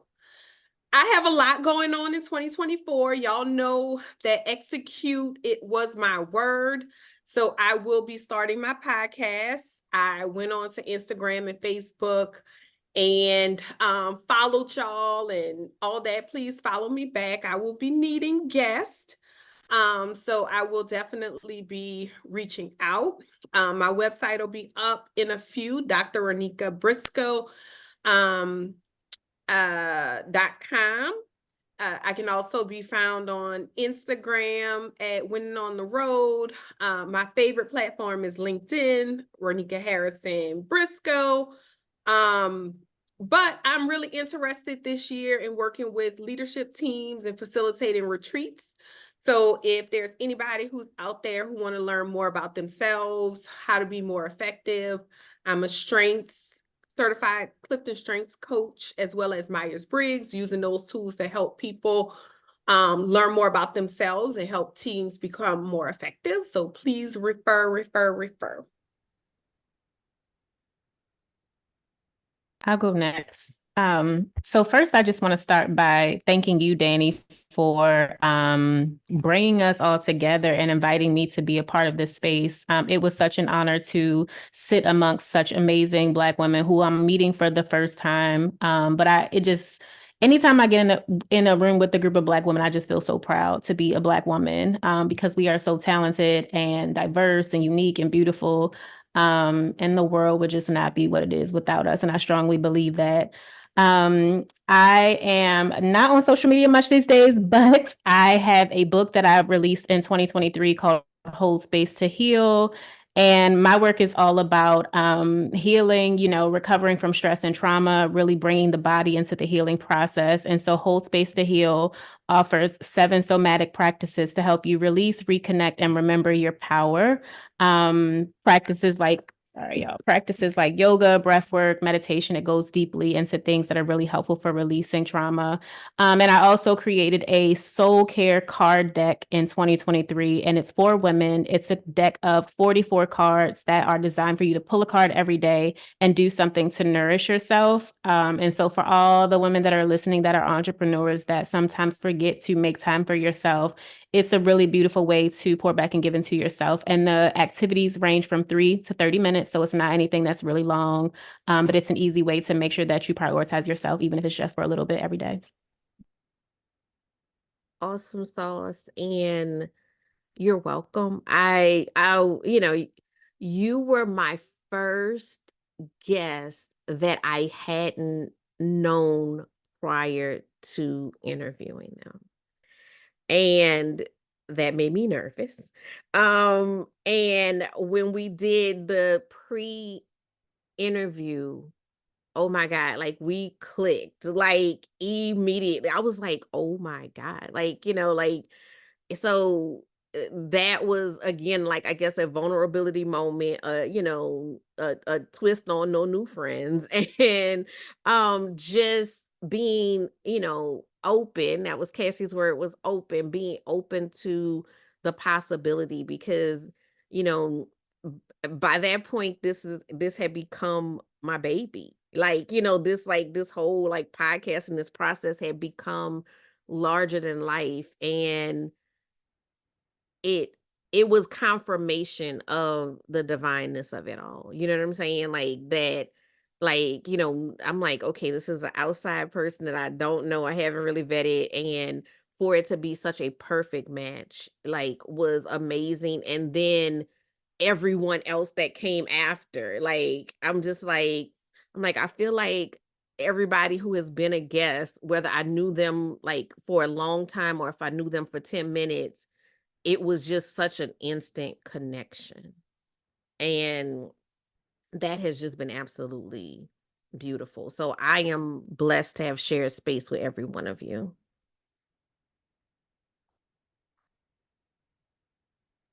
I'll All go right, next. who's next? All right, Ashley, come on. I'll go. So once again, I am Ashley, and thank you, Coach Danny, for setting up this amazing panel. I've had such an amazing time. This is a really great conversation. And I want to close this out with a word of wisdom. So this is your permission to ask for help, right? As I mentioned that powerful quote before, the longer you take to fully step into your purpose, the longer good people will suffer. So if you are an overwhelmed entrepreneur that are wearing all the hats in your business, you are the sole entrepreneur in your business, you are doing all of the things by yourself, this is your sign to ask for help, right? And there's no better person to partner with than a virtual assistant, especially as your first hire to work with. So with that being said, I can be found at overwhelmed to organized _VA on Instagram. Go ahead, follow me, and check out my content because I'm almost positive it is going to speak to you. So thank you once again for having me. Yes, y'all, get help. Get help, get help, get help. There's only so much you can do. It's only so much you can do. I will go. Thank you so much, Danny D. It's been great seeing this evolve. It was just the conversation. And I'm like, this got a whole platform. Love it. I love Oh, how yes. I will say this about Danni. When she gets an idea or a thought, she is laser focused and she is one to implement. And so I just love that about you. I just love that about you. Let's see, words of wisdom. So I would say the odds of someone having your exact same DNA is 1 in 400 trillion. And a part of your DNA is your zhuzh, your secret sauce, all of that all the things that you bring to the table, your skills, your talents, your gifts. So do not let another day go by with you doubting what you bring to the table. If you are someone who's like, oh, I'm not sure how to talk about what I do or how to really show up with clarity and with confidence, I would love for you to connect with me at workwithdionne.com. I'm also on all the platforms, whatever it was, Twitter, X, Facebook, Instagram, TikTok, and my favorite, LinkedIn. I have a lot of different programs and one-on-one, offerings to help you with your personal brand, both short-term and long-term. So it's been a pleasure. Yes, Dionne. And I want to thank, because I don't even think it was my original idea. I don't remember who started the conversation, but we started a conversation in December and I had a podcast in January. So and we were like, you love PJs. And you always talking about, sitting back and making it do what it do. So why not? Yeah. And like I said, it was as simple as that. And it was yep. like, and it sparked, and I really did not know if I was gonna like a podcast. I didn't know. I was just like, I'm gonna try it and see what happens, and it'll stick or it won't. And we 2 years deep. 2 years deep. So thank you and that support system for even just, I mean, there was so many things that were created in that group. Yeah. All right, who's next? Who's next? Well, Coach Danni D, I want to thank you very much for this opportunity. It has been amazing since I first ran into you at the conference and appeared on your podcast, not to mention just being a part of this conversation tonight has just been amazing. So thank you so much for that. And really thank you to everyone on the panel, because honestly, I have my notebook and it is full of gems. It's full of notes from things that I have heard tonight. Again, my name is Stephanie Mbelu with Dionne Consulting. You can find me at Dionne Consulting on Instagram and Facebook, and at DionneConsulting.com. Right now, one of the things that the things that I'm pushing is my strategic planning workshop. It's going to be happening later this month, or you can do a individual strategic planning session. We talked about getting those ideas out of your head, helping you to overcome some of those barriers that you're having, those challenges, and not just from a coaching standpoint, but from an execution standpoint, right? To really help you develop those action plans that you're going to need to create that impact that you want this year with yourself and with your team. Because that's another thing, when you're working with a team, they cannot execute on your vision if they don't know what it is, if it's in your head. So that's what we help you do. And at the beginning of the year, that's one of the things that we really focus on is the strategic planning aspect. So head over to DionneConsulting.com and contact me if you want to know more about the strategic planning workshop, or if you want to book a strategic planning session with you or you and your team. Awesome. Awesome. Yes. Yes. I think sometimes we do forget as entrepreneurs that team aspect and what that looks like. And, I hear people all the time fussing about their people and their team. And I'm like, but did you communicate to them at all what they're supposed to be doing? Did you take the time to lay the groundwork for them to understand what's going on? It might be you. It just might be you. So Y'all get it figured out. Get it, you can't, it's only so far you can grow without a team. And it's only so well you can grow without a team that understands what you're doing. So I think Stephanie, I think it's you, girl. Me, I really trying to be like, like my fingers on the mute button, like, but I'm gonna try and be cute and do a little cool transition. So if you're looking for a team, just kidding. But honestly, real talk, you guys, like we've been in the wave of the way that things are going right now in business.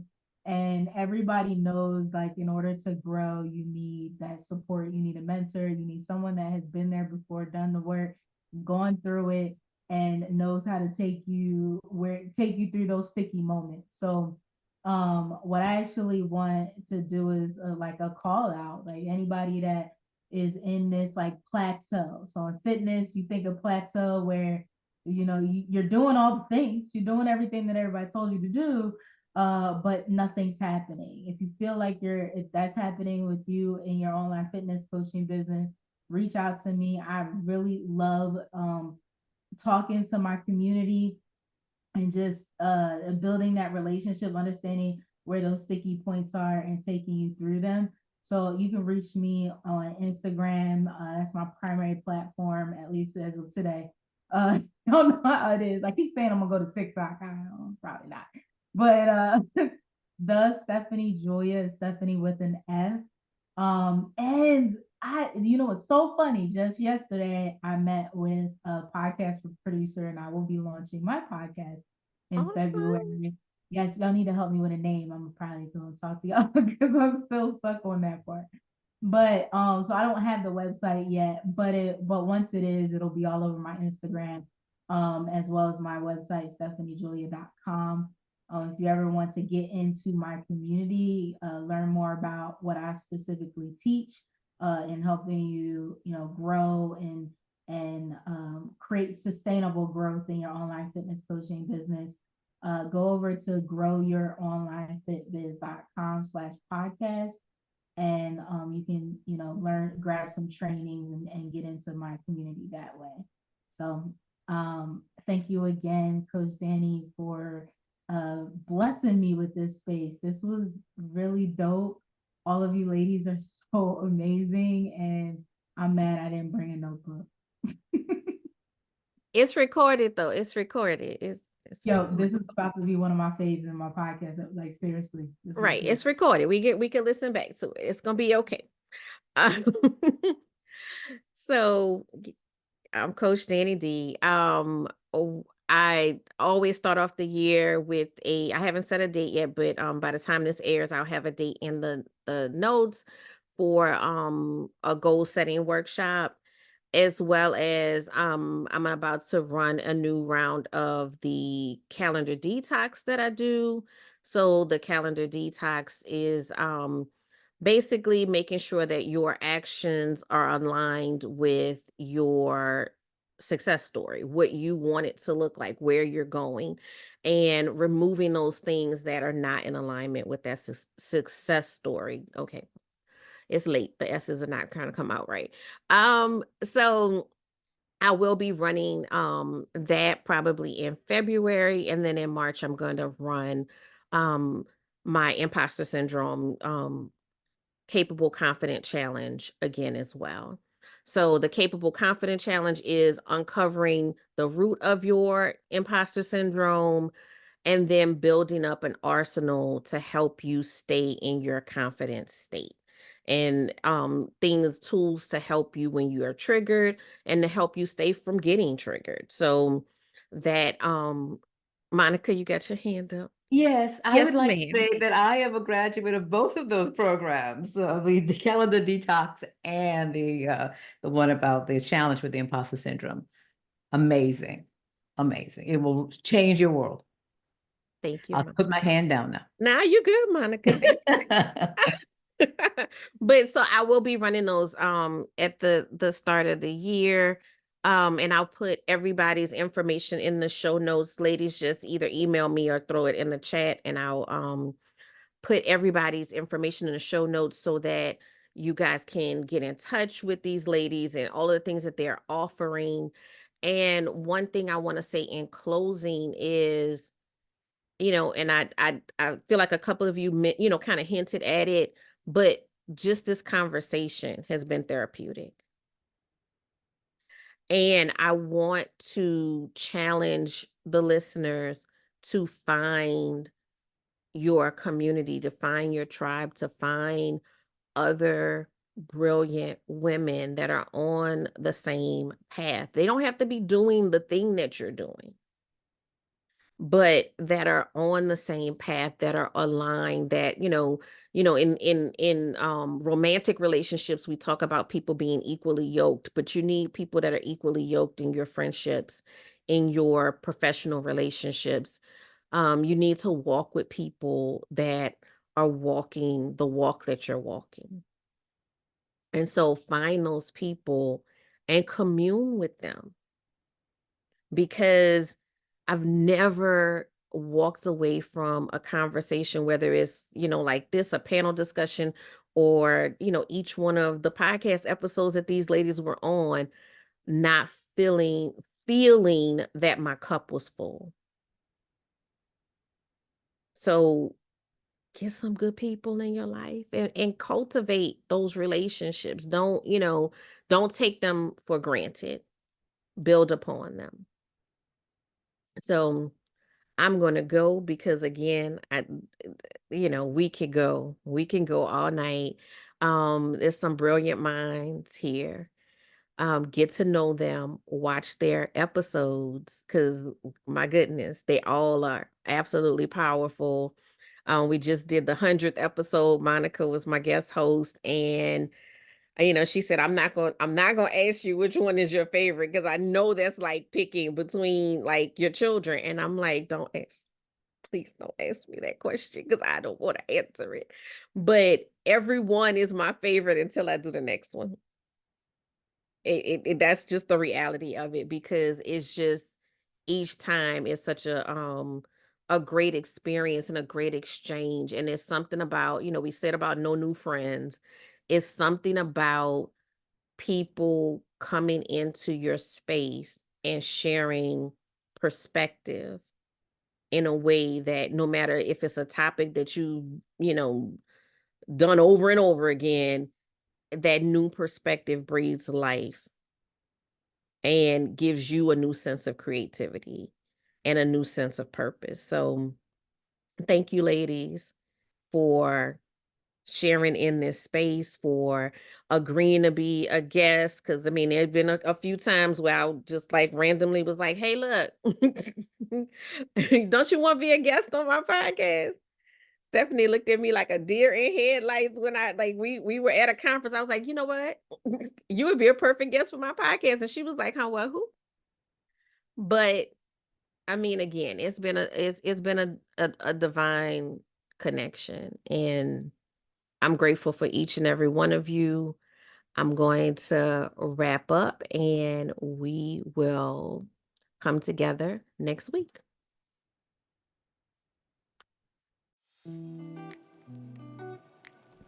Thank you for listening to the Profits in Pajamas podcast. I hope you got some great tips to start working with ease. Want to stay connected?